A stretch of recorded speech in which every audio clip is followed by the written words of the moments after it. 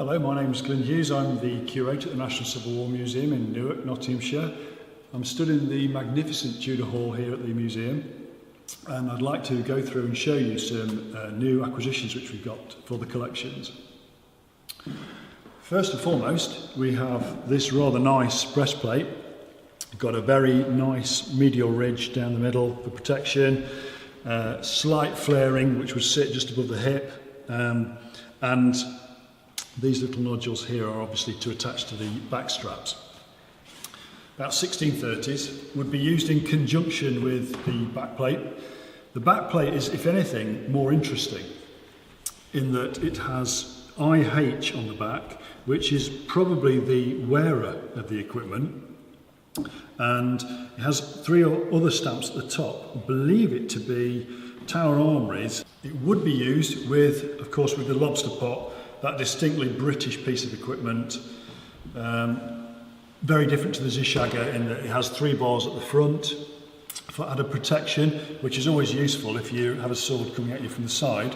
1 bar, I'm not sure I'd fancy that myself.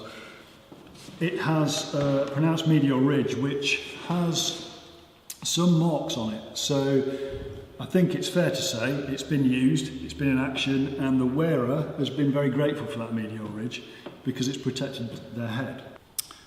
Lastly, out of this equipment, there is the mortuary sword. What I find really interesting with these is the fact that this weapon of death that could exact untold horror on an individual, they take the time to decorate the hilt. They make it beautiful, so that when they are carrying it about, it's not just a weapon of death, it's actually an aesthetic element, an aesthetic object which looks lovely. It does have 3 maker's marks on it here at the top, and it has also religious script, possibly. I've yet to do a bit more research on it along the blade.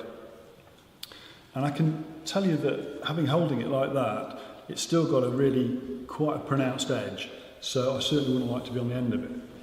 Lastly, and it's the first example of its type to enter the collection, is the pikeman's pot, which is beautiful, and we are delighted to acquire it. It has at the back the plume, the holder, the hole through there which the plume would be strapped down if they went into battle. We have at the front, perhaps one of the most interesting elements, is that it looks like a sword impact mark.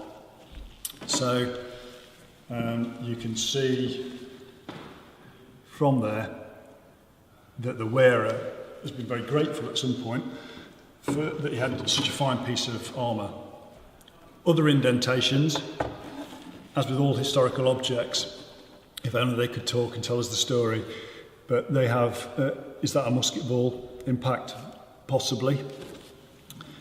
Less sure about that, but very definitely that looks like a sword impact.